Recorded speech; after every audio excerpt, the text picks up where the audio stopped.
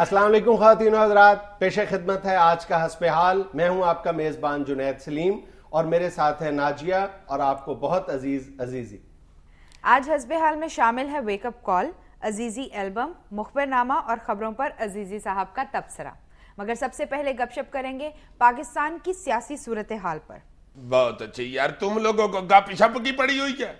मुर्शद मेरे सरकार में सदके जाऊं। मुर्शद मेरे सारे यूरोप में बेचारे चीख चीख के आए कि निजाम बचाओ निजाम बचाओ निजाम बचाओ। वापस आते ही उनको भाई के इलेक्शन की पड़ गई और तुम्हें गप शप की पड़ी हुई है। उनके भाई के इलेक्शन की बात तो बाद में करेंगे, लेकिन तुम्हारे वजीर आजम साहब ने वो सारा कुछ जो उनको अपने मुल्क के अंदर कहना चाहिए था, ये तमाम अंदरूनी मसाइल पर मुल्क में बैठकर बात करनी चाहिए थी, वो सारे मसाइल वो यूरोप में लेकर बैठ गए कि दुनिया किसी गैर आईनी इकदाम की हमायत ना करे और निज़ाम बचाने में हमारी मदद करे।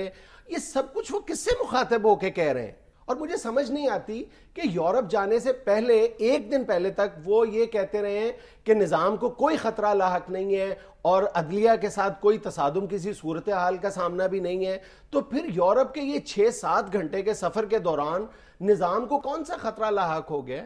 मुझे समझ नहीं आती कि ये किन लीडर्स का शार उन्होंने अपना लिया है। मुझे आज ये चर्चिल बहुत याद आ रहा है कि जब वो बिल्कुल तबाह हाल बरतानिया छोड़कर अमेरिका के दौरे पर गया था तो उसने वहां निक्सन के साथ गुफ्तगू करते हुए उसको बहुत कुरेदा गया बरतानिया के अंदरूनी हालात के बारे में। उसने वहां पे कोई रहम की भीख नहीं मांगी, कोई अपने दुखड़े नहीं सुनाए बरतानिया के बारे में, कोई हमदर्दी समेटने की कोशिश नहीं की, बल्कि दो टोक अंदाज में कहा कि मैं अपने सिर्फ एजेंडे पर गुफ्तगू करूंगा और बरतानिया के अंदरूनी मामलात के हवाले से किसी को इजाजत नहीं दूंगा कि वो बात करे यहां पे।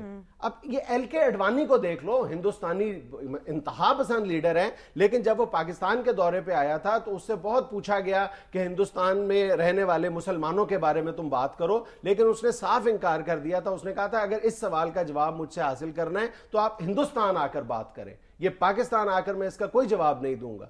तो वजीर आजम साहब को भी ये सोचना चाहिए कि सारी बातें मुल्क के अंदर जो करने वाली हैं वो बाहर नहीं किया करते जाके। अच्छा जी, ये जो अपना घर में मेहमान आए होते हैं और बीवियां उनके सामने खामदों की बेइज्जती कर देती हैं, ये भी गलत है। नहीं, उन्हें भी मेरा ख्याल ऐसा नहीं करना चाहिए, कमरे में ले जाके बेइज्जती करनी चाहिए।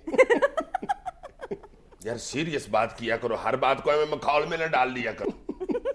अच्छा, सीरियस बात ये है, अब जिस निज़ाम को बचाने की दुआइयां दे रहे हैं तुम्हारे मुर्शद पाक यूरोप में बैठकर, उस निज़ाम के बारे में सुप्रीम कोर्ट के जज जस्टिस खलीलुर रहमान रमदे ने कल वाज़ेह अल्फाज में कहा है कि ये निज़ाम तो खुद अपने हाथों से खुदकुशी कर रहा है और किसी अदालती हुक्म पर अमल दरामद नहीं कर रही हुकूमत।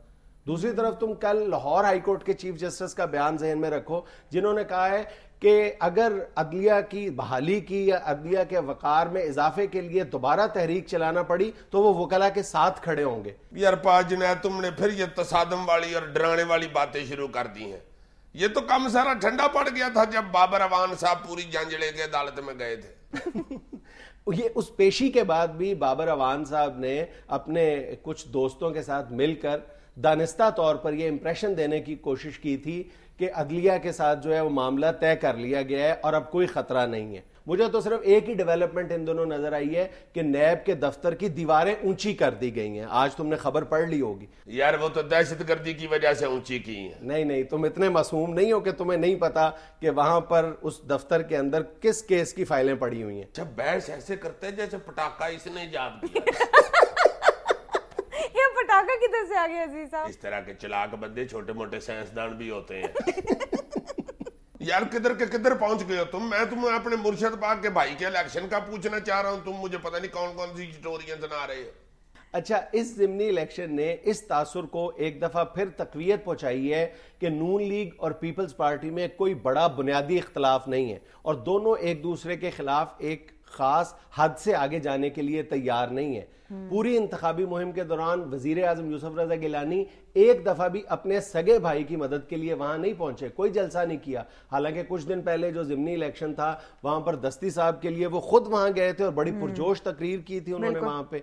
और दूसरी तरफ जो मुस्लिम लीग नून की हिमायत याफ्ता उम्मीदवार है नगमा मुश्ताक, उसके लिए वजीर आला शहबाज शरीफ समेत कोई भी बड़ा लीगी नून लीग का कोई बड़ा लीडर वहां नहीं गया जलसा करने के लिए। अब मसरूफ थे نہیں، مصروفیت کی بات نہیں تھی. کچھ دن پہلے جو وزیر اعظم یوسف رضا گیلانی کی شہباز شریف صاحب کے ساتھ میٹنگ ہوئی تھی، اس میں انہوں نے اس بات پر افسوس کا اظہار کیا تھا کہ پچھلے جو ضمنی الیکشن ہوئے ہیں اس میں خام خواہ ہم لوگوں نے کئی الیکشنز کو وہ ہائپ دے دی تھی جس کے وہ مستحق نہیں تھے، جس سے دونوں پارٹیوں کے درمیان تناؤ میں اضافہ ہو گیا تھا. تم دیکھو میڈیا میں اس طرح اس ضمنی الیکشن کا ذکر نہیں ہوا جس کا وہ مستحق تھا یہ حلقہ. لیکن میرا خیال ہے اس کروشل موقع پہ اب نواز شریف صاحب کو اس نظام کو بچانے کے اور اپنی سیاست کے درمیان لائن ڈرا کرنا پڑے گی اور ایک واضح موقف اپنانا پڑے گا، عدلیہ کے حوالے سے بھی اور اپنی سیاست کے حوالے سے. تم باؤنگیاں مار رہے ہو. کم از کم پنجاب میں ابھی بھی نون لیگ بہت پاپولر جماعت ہے. نہیں، میں اس بات سے انکار نہیں کر رہا کہ وہ بہت پاپولر جماعت ہے. یقیناً وہ سب سے زیادہ پاپولر ہے اس وقت پنجاب